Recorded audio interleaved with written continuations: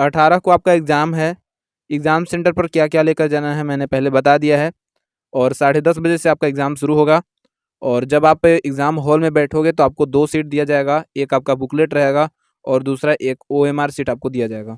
जब तक कि आपको इन्विजिलेटर द्वारा नहीं कहा जाता है तब तक आपको बुकलेट को ओपन नहीं करना है, खोलना नहीं है, स्टिकर को हटाना नहीं है। ध्यान देने वाली बात यह है कि जब आपको कॉपी मिल जाए और सभी कैंडिडेट को बँटने लगे तो आपको बीच में क्या करना है, आपको खाली नहीं बैठना है। कॉपी पर नज़र डालना है, बुकलेट पर आपको फ्रंट पेज पर देखना है कि आपका कौन-सा सब्जेक्ट पहले है। हो सकता है अगर आपका मैथ पहले हो तो आपको मैथ को अटेम्प्ट नहीं करना है, फिजिक्स केमिस्ट्री में पहले हाथ लगाइएगा, बचे समय में आप मैथ को अटेम्प्ट करेंगे, ठीक है। बाकी आपको एग्जाम से रिलेटेड कोई भी डाउट होता है तो आपको हर एक चीज़ बताया जाएगा।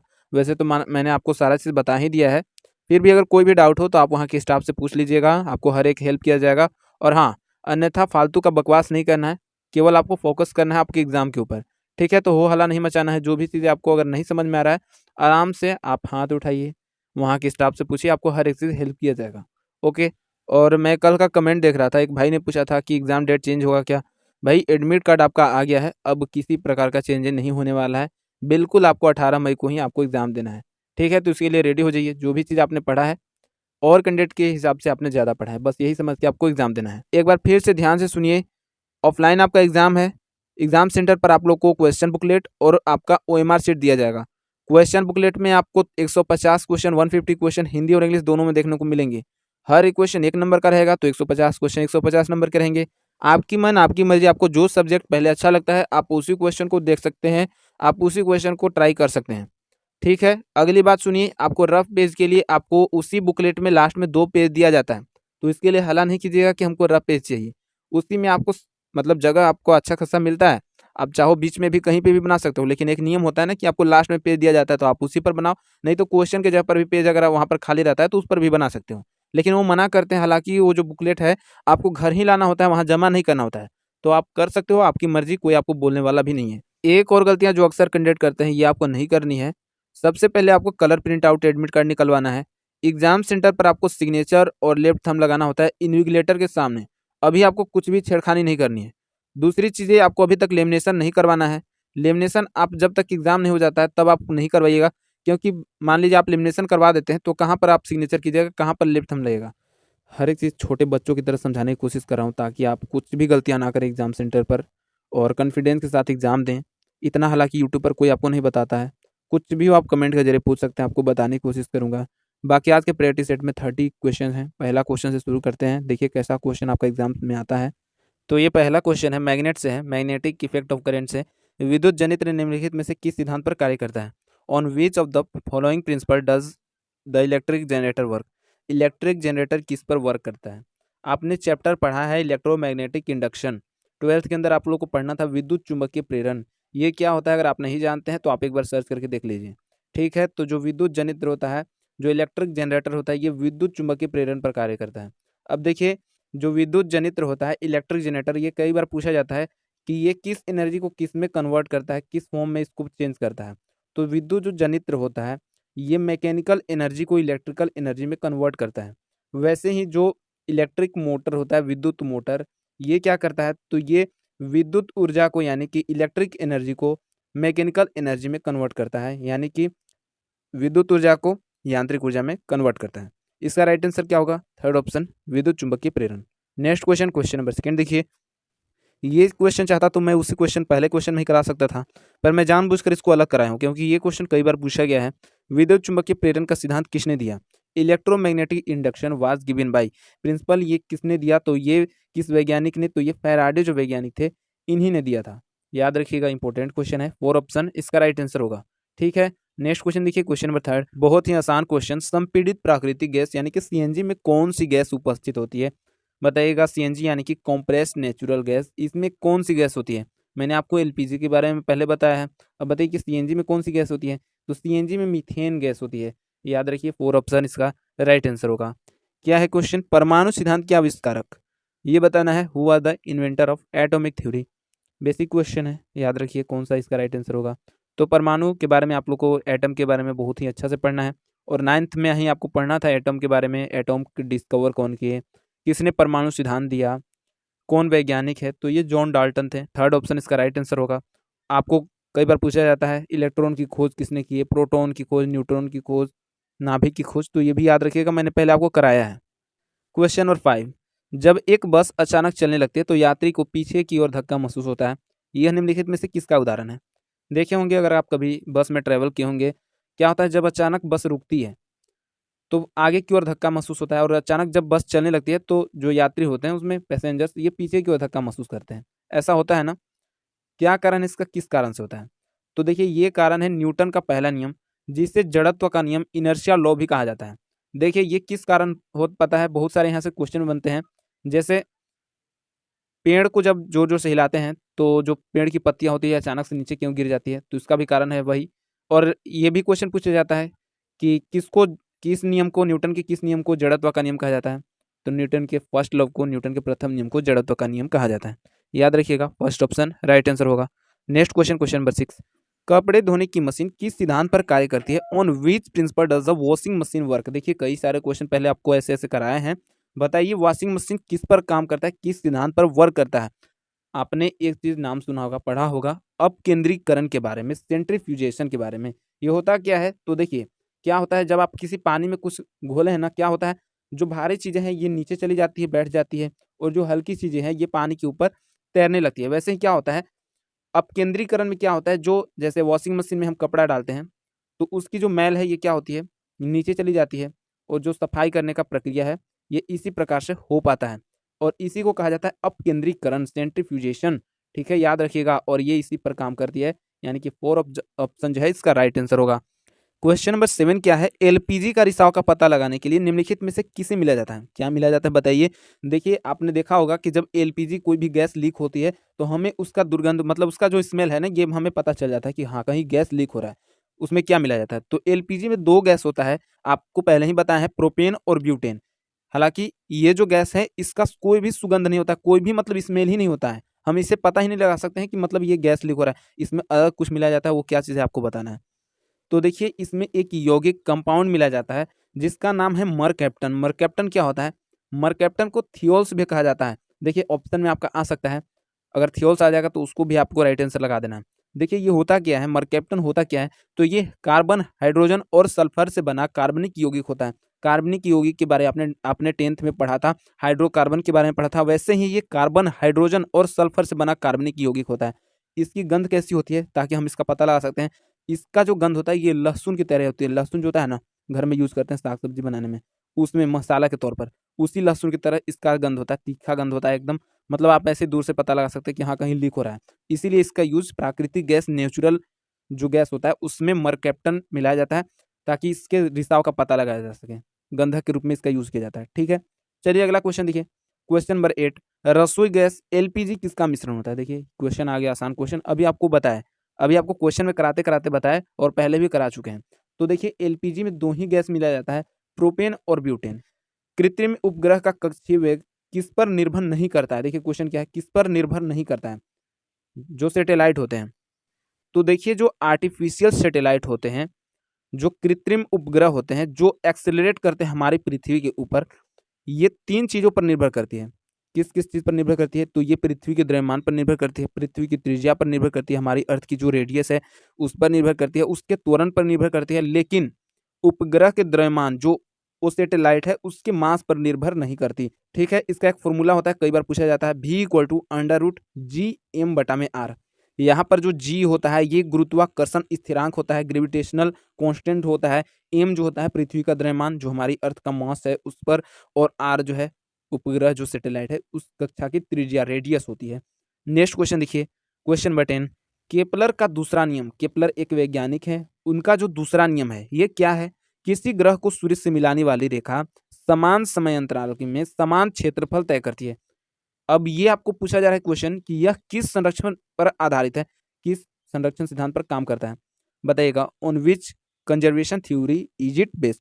रेखीय संवेग, ऊर्जा, कोणीय संवेग, और ये सभी, ऑल ऑफ दिस। बताइए इसका राइट आंसर क्या होगा? केपलर का दूसरा नियम ये क्या होता है, ये भी आपसे क्वेश्चन में पूछा जा सकता है। और याद रखिएगा केपलर का जो दूसरा नियम है इसे समान क्षेत्र का नियम भी कहा जाता है। ये होता क्या है? तो देखिए यहाँ पर साफ साफ लिखा हुआ है कि किसी ग्रह और सूर्य को मिलाने वाली रेखा समान समय अंतराल में समान क्षेत्रफल तय करती है। कहने का मतलब क्या है, इसका मतलब क्या है? तो देखिए जो ग्रह होता है जैसे हमारी पृथ्वी है, सूर्य के पास आने पर तेज गति से और सूर्य से दूर जाने पर धीमी गति से चलने लगती है। कहने का मतलब है जब कोई ग्रह, कोई प्लैनेट एकदम सूर्य के नज़दीक आ जाती है तो उसकी जो स्पीड है ये बढ़ जाती है और जैसे ही दूर चली जाती है तो उसकी जो स्पीड है ये धीमी गति हो जाती है, उसकी स्पीड कम हो जाती है। वही चीज़ है केपलर का दूसरा नियम। और ये किस पर काम करता है? तो ये जो है कोणीय संवेग एंगुलर मोमेंटम पर काम करती है। सेम एंगुलर मोमेंटम यही होता है, आप पढ़ लीजिएगा क्या होता है अगर आपने नहीं पढ़ा होगा। थर्ड ऑप्शन देखिए इसका राइट आंसर हो जाएगा। नेक्स्ट क्वेश्चन देखिए, क्वेश्चन नंबर 11 क्या है? किसी वस्तु का जो अधिकतम भार होता है ये किस स्थान पर होता है? देखिए हमारी पृथ्वी है, यहाँ पर सब जगह भार अलग-अलग होता है, तो सबसे अधिक मैक्सिमम वेट ये कहाँ पर होता है? मैंने आपको पहले बताया है, मैंने आपको कई सारे क्वेश्चन कराए हैं, मैंने आपको मैग्नेट में भी बताए थे कि जो मैग्नेट के पोल हैं यहाँ पर सबसे अधिक भार होता है, सबसे अधिक आकर्षण क्षेत्र होता है, वैसे ही जो हमारी पृथ्वी की पोल है, इस पर सबसे अधिकतम भार होता है। 4 ऑप्शन राइट आंसर हो जाएगा। ठीक है, मैंने आपको पहले क्वेश्चन करा दिया है। नेक्स्ट क्वेश्चन, क्वेश्चन नंबर 12 देखिए, वह न्यूनतम वेग जिसे कोई पिंड पृथ्वी की सतह से दूर किया जाता है ताकि वह गुरुत्वाकर्षण क्षेत्र से बाहर चला जाए और कभी वापस ना लौटे। कई बार क्वेश्चन घुमा फिरा कर ऐसा पूछा जाता है और इसको क्या कहा जाता है? तो इसको मैंने आपको पहले बताया, पलायन वेग के बारे में बताया, इसके वेलोसिटी के बारे में बताया। इसकी जो स्पीड होते हैं 11.2 किलोमीटर पर सेकेंड होती है। जब किसी भी वस्तु को, किसी भी ऑब्जेक्ट को 11.2 किलोमीटर पर सेकेंड की रफ्तार से ऊपर फेंकते हैं, मान लीजिए किसी भी वस्तु को अगर आप ऊपर की ओर इतनी स्पीड से फेंकते हैं तो यह आपके पास नहीं आने वाली है, ये हमेशा छोड़कर आपसे बाहर चली जाएगी, अंतरिक्ष में चली जाएगी और वहीं तैरते रह जाएगी। ठीक है, तो पलायन वेग इसके वेलोसिटी का राइट आंसर होगा। क्वेश्चन नंबर 13, पृष्ठ तनाव ज्ञात करने का सूत्र बताइए। बहुत इंपॉर्टेंट क्वेश्चन है। सरफेस टेंशन जिसको ज्ञात करने का फॉर्मूला क्या है? बल लंबाई बटा में बल, फोर्स बटा लेंथ बटा में फोर्स, या फिर बल गुना लंबाई फोर्स गुना लेंथ, बल बटा में लंबाई, या फिर बल गुना दूरी फोर्स गुना डिस्टेंस। तो देखिए पृष्ठ तनाव का सिंपली फॉर्मूला सरफेस टेंशन का होता है बल बटा में लंबाई फोर्स बटा में लेंथ, एफ बटा में एल। ऐसे भी क्वेश्चन आपके बनते हैं, ऐसे भी आ सकते हैं, तो आप याद रखिएगा फोर्स बटा में लेंथ होते हैं। थर्ड ऑप्शन इसकी राइट आंसर हो जाएगी। क्वेश्चन नंबर 14, गिलास में पानी पर बर्फ तैर रहा है। मान लीजिए गिलास है, उसमें पानी भर दिए और उस पर बर्फ तैर रहा है। यह अगर बर्फ पिघल जाता है, मान लीजिए बर्फ पिघल जाता है, तो उसका जो आयतन है, वॉल्यूम, उस पर क्या इफेक्ट पड़ेगा, क्या प्रभाव देखने को मिलेगा, आपको बताना है। मैंने आपको पहले कराया है, क्या आयतन बढ़ जाएगी, आयतन घट जाएगी, या फिर आयतन वही रहेगी? तो देखिए आयतन एकदम बराबर रहेगी, पहले जैसा ही रहेगी, आयतन में उसका कोई प्रभाव देखने को नहीं मिलेगा। इससे पहले के प्रैक्टिस सेट में आपको बताए थे लाइट चैप्टर में कि जब लाइट जो होता है, यहाँ पर अगर टेम्परेचर बढ़ा दिया जाए, तो उस लाइट पर क्या प्रभाव देखने को मिलता है? तो देखिए टेम्परेचर से लाइट को कोई मतलब नहीं होता है, याद रखिएगा, अपवर्तित होता है। वैसे ही यहाँ भी इसका आयतन, the volume will remain the same. Third option इसका राइट आंसर होगा। नेक्स्ट क्वेश्चन देखिए, ये क्वेश्चन देखिए, क्वेश्चन नंबर 15। ये क्वेश्चन क्या है? ये क्वेश्चन देखिए आपका आया नहीं है, इतना लंबा क्वेश्चन नहीं आया है, लेकिन हाँ क्वेश्चन आपका किस प्रकार से पूछा जाता है ये आप समझिए। आपका 2 ऑप्शन, मान लीजिए इसमें से 2 आपको आबंध दे देगा, मतलब 2 बॉन्ड दे देगा। मान लीजिए आपको दे देगा, पूछ देगा क्वेश्चन में कि सहसंयोजक बंध यानी कि कोवैलेंट बॉन्ड और आयनिक बॉन्ड, आयनिक आबंध में किसकी जो सामर्थ्य है, किसकी जो केमिकल बॉन्ड की जो स्ट्रेंथ है ये सबसे स्ट्रॉन्ग है, किसकी वीक है, ये आपसे क्वेश्चन इस प्रकार से पूछा जाता है। तो आप एक ही टेबल में याद रख लीजिए ये क्वेश्चन में कि जो देखिए यहाँ पर फर्स्ट ऑप्शन देखिए, वांडर वॉल जो बल होता है, वांडर वॉल जो फोर्स होता है, ये सबसे कम फोर्स होता है, सबसे कम वीक फोर्स होता है। देखिए अगर हम सबसे तगड़ा की बात करें तो इधर से हम चलते हैं, तो आयनिक आबंध, उसके बाद सहसंयोजक, उसके बाद हाइड्रोजन और उसके बाद वांडर वॉल बल आता है। अगर हम लेस की तरफ चलें, मतलब सबसे कमजोर बल, तो ये होता है वंडर वॉल बल, उसके बाद हाइड्रोजन, उसके बाद सहसंयोजक और सबसे तगड़ा तो आपको बता ही दिए आयनिक आबंध। तो मतलब कि फर्स्ट ऑप्शन इसका राइट आंसर होगा। याद रखिएगा, बड़ा ही इंपॉर्टेंट क्वेश्चन, कहीं से आपका क्वेश्चन पूछा जा सकता है। ठीक है, तो मैंने आपको एक ही क्वेश्चन में इतने सारे ऑप्शन देकर करा दिए। अगला क्वेश्चन, क्वेश्चन नंबर 16, किसी पदार्थ के एकांक द्रव्यमान के तापमान को 1 डिग्री सेल्सियस बढ़ाने के लिए आवश्यक ऊष्मा की मात्रा को क्या कहा जाता है? देखिए कितना मजेदार क्वेश्चन है, कई बार पूछा जाता है। 12th में आपको विशिष्ट ऊष्मा, स्पेसिफिक हीट के बारे में पढ़ना था, ये क्या चीज होता है ये भी आपका पूछा जा सकता है। तो सेम टू सेम जो क्वेश्चन है आपका, एकांक द्रव्यमान के तापमान को जब 1 डिग्री सेल्सियस बढ़ाते हैं तो इससे जो ऊष्मा निकलती है, प्रोड्यूस होती है, आवश्यक जो ऊष्मा की मात्रा, इसी को कहा जाता है विशिष्ट ऊष्मा, स्पेसिफिक हीट। ठीक है, स्पेसिफिक हीट फर्स्ट ऑप्शन इसका राइट आंसर होगा। नेक्स्ट क्वेश्चन, क्वेश्चन नंबर 17, कच्चे फल यानी कि जो कच्चे फ्रूट होते हैं, इनको पकाने में किस चीज का प्रयोग किया जाता है, किस चीज का यूज किया जाता है बताइए। वो कौन सा केमिकल होता है? तो ये होता है C2H4। अब C2H4 के बारे में तो आप जानते हैं, C2H4 C2H6 बताने की जरूरत है नहीं, ये होता है एथीन। आगे देखिए, थर्ड ऑप्शन इसका राइट आंसर हो जाएगा। क्वेश्चन नंबर 18 क्या है, गति के दूसरे नियम। देखिए गति का दूसरा नियम क्या होता है, किसी दिए हुए बल के लिए त्वरण वस्तु के किसके विरुद्ध क्रमानुपाती होती है, किसके इनवर्सली प्रोपोर्शनल होती है। आपको पता होगा बल इक्वल टू होता है M A, F equal to होता है force equal to M A mass into acceleration. अब यहाँ से पूछा जा रहा है कि बल के लिए त्वरण जो होता है, मतलब ए इक्वल टू क्या हो जाएगा, एक्सेलरेशन इक्वल टू क्या हो जाएगा, जैसे F equal to M A, तो ए इक्वल टू हो जाएगा एफ बटा में एम, मतलब फोर्स के तो ये डायरेक्टली प्रोपोर्शनल हो गया, लेकिन यहाँ पर जो मास है इसके तो इनवर्सली प्रोपोर्शनल हो गया। तो 4 ऑप्शन इसका राइट आंसर होगा। नेक्स्ट क्वेश्चन, क्वेश्चन नंबर 19, एक गतिमान बस से उतरते समय एक व्यक्ति किस कारण से आगे गिरता है। सेम टू सेम न्यूटन का पहला नियम जिसे जड़त्व का नियम इनर्शिया लॉ भी कहा जाता है, सेकेंड ऑप्शन देखिए राइट आंसर हो जाएगा, सेम कारण है। नेक्स्ट क्वेश्चन देखिए, क्वेश्चन नंबर 20, खाद में वनस्पति पदार्थ का अपघटन ये किस चीज का उदाहरण। जो वनस्पति पदार्थ होता है इसका अपघटन होता है, ये खाद में डिकम्पोज होता है, तो ये इसमें कौन सा रिएक्शन होता है, तो इससे एक बहुत ही ज्यादा उष्मा बाहर निकलती है और इसको उष्मा क्षेपीय अभिक्रिया कहा जाता है। एंडोथर्मिक रिएक्शन, उष्मा क्षेपीय अभिक्रिया में क्या होता है, इससे उष्मा बाहर निकल जाता है। जब देखिए कोई भी चीज डिकम्पोज होता है तो उससे उष्मा बाहर निकलती है, और इसका राइट आंसर सेकेंड ऑप्शन हो जाएगा। जैसे ग्लूकोज का अपघटन, ग्लूकोज का ब्रेकडाउन होता है। क्वेश्चन नंबर 21 देखिए, किस द्रव की श्यानता अधिक होती है। श्यानता मतलब कि विस्कोसिटी हायर किसकी है, जल, ग्लाइकोल, एल्कोहल या फिर एसीटोन। ये श्यानता होता क्या है, तो देखिए जो विस्कोसिटी होता है किसी द्रव में, जो लिक्विड पदार्थ जो भी चीजें होती हैं इनमें जो गति होता है, इनमें जो अपेक्षित गति होता है इसका जो विरोध करते हैं इसी को श्यानता विस्कोसिटी कहा जाता है। अब ये हर पदार्थ में अलग अलग होता है, हर लिक्विड में अलग अलग होता है, किसी का ज्यादा किसी का कम होता है। तो आपसे पूछा जा रहा है कि किसका विस्कोसिटी ज्यादा है, श्यानता किसकी अधिक है, जल, ग्लाइकोल, एल्कोहल या फिर एसीटोन की। तो यही क्वेश्चन आपसे पूछा जा सकता है। अभी आपको नहीं पता तो यही क्वेश्चन आप छोड़ के आ जाओगे। तो इसमें जो सबसे ज्यादा विस्कोसिटी है ये ग्लाइकोल की होती है, सेकेंड ऑप्शन राइट आंसर हो जाएगा। अगला क्वेश्चन, क्वेश्चन नंबर 22, पेंडुलम द्वारा एक दोलन को पूरा करने के लिए लिए गए समय को क्या कहा जाता है। कितनी आसान क्वेश्चन है ना, इतनी ही आसान क्वेश्चन आपकी एग्जाम में आएगी। What is the time taken by a pendulum to complete one oscillation called, उसको क्या कहा जाएगा। तो देखिए पेंडुलम के द्वारा एक दोलन पूरा जब किया जाता है तो इस समय को समय अवधि टाइम पीरियड कहा जाता है। बिल्कुल आसान क्वेश्चन है, फर्स्ट ऑप्शन इसका राइट आंसर हो जाएगा। क्वेश्चन नंबर 23, लोलक घड़ियां, देखिए क्वेश्चन यहाँ से पूछा जाता है गर्मियों में धीमी क्यों हो जाती है। अब ये गर्मी में धीमी होने के क्या कारण है, क्या गर्मी के दिन बड़े होते हैं इनका कारण होता है, कुंडल में घर्षण के कारण लोलक की लंबाई बढ़ जाती है, या फिर लोलक का वजन परिवर्तित हो जाता है। आप जानते हैं ना कि जो ट्रेन की पटरियाँ होती है ये इनको खाली स्थान छोड़ा जाता है, क्यों छोड़ा जाता है, क्योंकि गर्मी में क्या होती है, इनका जो लोहे का आकार होता है ना ये खुद ब खुद फैल जाता है, बड़ा हो जाता है, इसी कारण से इनके बीच रिक्त स्थान छोड़ा जाता है और ये ठंडा में बिल्कुल फिर से पहले जैसा ही सिकुड़ कर वापस आ जाती है। यही बात है कि लोलक घड़ियाँ की लंबाई गर्मी के दिन में बढ़ जाती है, मतलब कि थर्ड ऑप्शन इसका राइट आंसर हो जाएगा। इसीलिए लोलक घड़ियाँ गर्मियों में धीमी हो जाती है। क्वेश्चन नंबर 24 देखिए, भाप अंगार गैस ये क्या चीज़ है। तो भाप अंगार गैस अगर आप नहीं जानते होंगे तो आप इंग्लिश में आप देख लीजिएगा क्या इसको कहा जाता है, इसको वाटर गैस कहा जाता है। Steam carbon gas water gas कहा जाता है। ये किस चीज़ का मिश्रण होता है, तो जो वाटर गैस है ये CO और H2 का मिश्रण होता है, सेकेंड ऑप्शन इसका राइट आंसर हो जाएगा। प्रोड्यूसर गैस किसका मिश्रण होता है, आप कमेंट में बताओगे, मैंने आपको कल कराया है, कल के वीडियो में आपको बताया।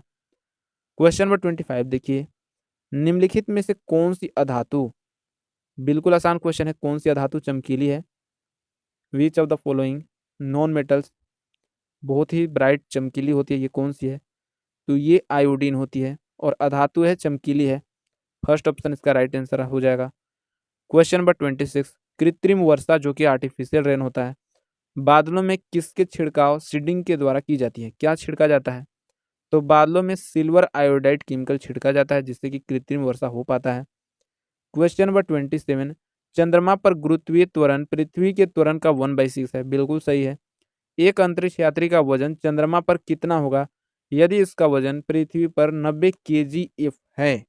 देखिए आपको बताया जा रहा है कि पृथ्वी का जो गुरुत्वीय त्वरण है 10 मीटर पर सेकेंड है, और ये चीज़ आपको बताया जाए नहीं बताया जाए आपको इसी पर कैलकुलेशन करना ही होता है। कैसे करेंगे, तो सबसे पहले kgf को न्यूटन में चेंज करेंगे, तो 90 kgf को न्यूटन में चेंज करेंगे तो ये हो जाएगा 90 गुना 10 यानी कि 900 न्यूटन। और 900 न्यूटन हो गया तो मतलब 1/6 गुना 900।